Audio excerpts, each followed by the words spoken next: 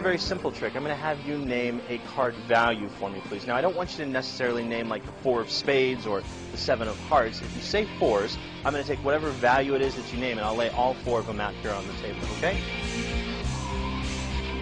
That's the club, that's the heart, that's the spade, and that's the diamond, okay? Greg, if you don't mind helping me here. Max has made a decision on the jacks. I'd like you to name any suit that you'd like. Okay. Clubs. Clubs. That's these ones right here. Is there any reason that you left the club on the table? I mean, I'm not questioning your decision. I was just curious as to why you would have left it there. In fact, Max, is there any reason that you would have chosen the jacks? Not really. I'm really happy you did, because all of these ones would have been blank.